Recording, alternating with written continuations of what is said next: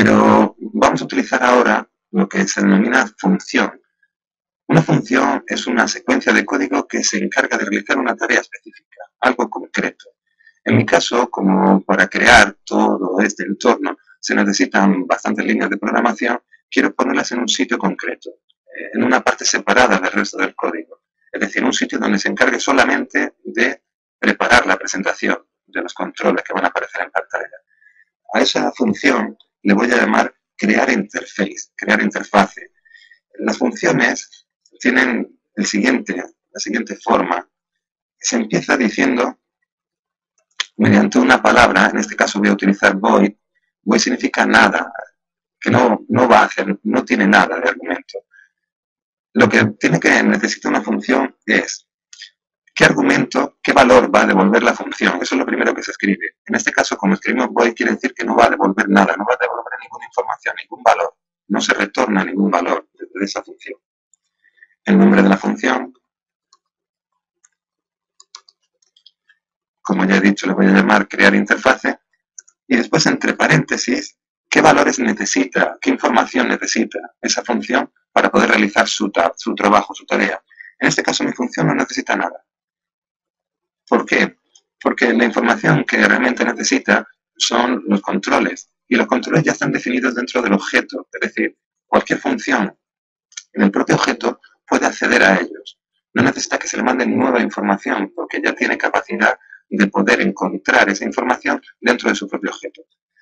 Puede parecer un poco complejo esta situación, pero la entenderemos más adelante cuando generemos otra función que sí necesita que se le pasen valores concretos.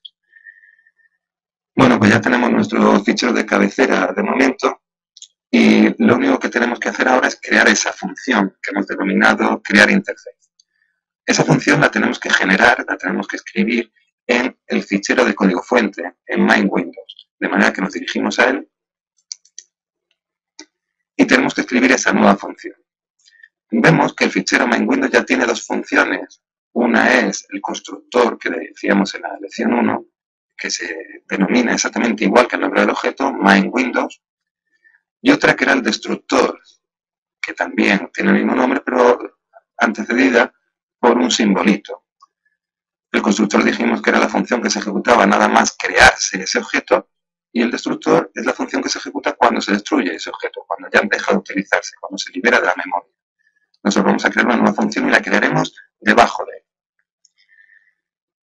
Esta función se denomina crear interface, pero tenemos que decir lo que devuelve y lo que necesita tomar como argumentos.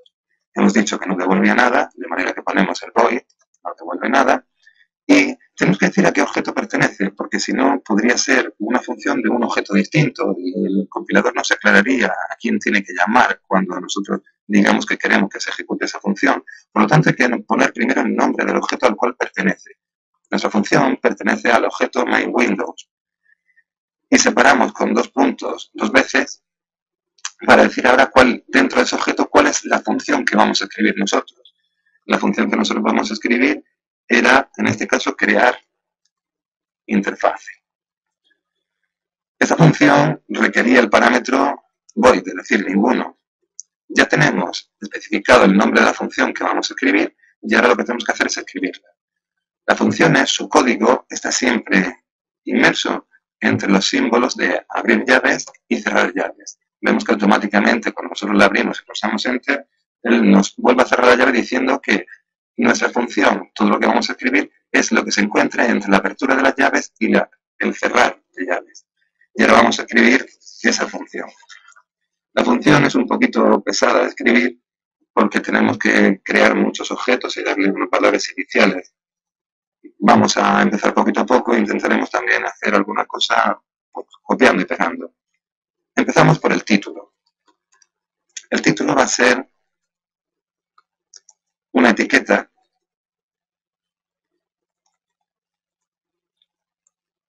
que va a tener por texto introduce los valores de la ecuación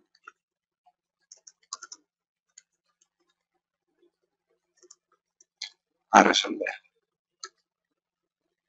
Y decimos, poniendo una coma como segundo argumento en la llamada a esa función de crear el objeto que depende, es decir, que es hija, depende del objeto ventana principal, es decir, de este objeto. Siempre terminamos cada sentencia con un punto y coma. Esto es igual que hicimos en el capítulo 1. Ese título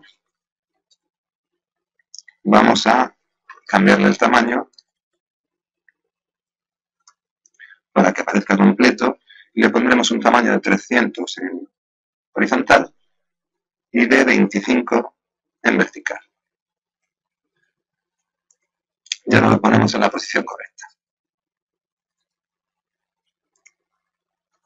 Para eso lo movemos hasta la posición 50, 50. Ya tenemos hecho el título. Ahora vamos con la etiqueta del parámetro A. La de la va a ser un nuevo QLabel igualmente. Y vamos a poner, para que aparezca en pantalla como título, A igual, lo separamos, el igual para que quede un poquito mejor presentado. Y decimos también que depende de la clase del objeto MainWindows, de este objeto, que estamos dentro de MainWindows, por eso ponemos this. Igualmente, volvemos a cambiar el tamaño para que tenga el tamaño adecuado de presentación en pantalla.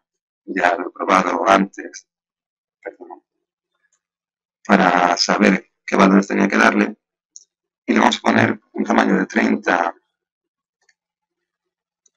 en horizontal y 25 en vertical. En esta ocasión pondré el código completo en la página para que se pueda ver más claramente y más tranquilamente todo lo que está escrito. Hacemos lo mismo ahora que hicimos con el título, moviéndolo a la posición correcta para que se presente bien en pantalla. En este caso sería la 50. Como tenemos que hacer lo mismo con las etiquetas de B y de C, copiamos las tres sentencias y las pegamos. Las pegamos dos veces, porque una será para B,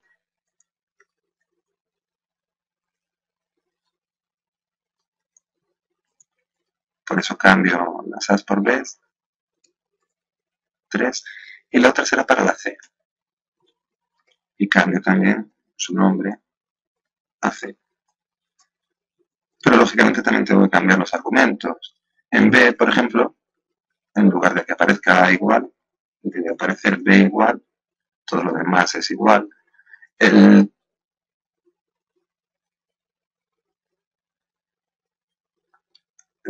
Ha fallado un poquito, se me ha olvidado poner aquí recife. Y por tanto también falta aquí poner recife. Y aquí también recife, porque si no, no llamaríamos a ninguna función. Ahora sí, continuamos. El tamaño de las etiquetas es el mismo, pero la posición en la que la vamos a poner es distinta. La primera la pusimos en el 50-100, la segunda la vamos a poner en el 150-100 y la tercera la vamos a poner en el 250-100. Con este código ya tenemos las tres etiquetas creadas y con sus valores. A, B y C, todo parece correcto. Continuamos. Ahora vamos a crear los cuadros de edición. El primero era input A, y le decimos que también lo vamos a crear como nuevo. Y en este caso lo que creamos como nuevo no es un QLabel, sino un QLine edit. Como parámetros para él solamente tenemos que poner de quién depende, quién es su padre, quién es el objeto del cual depende.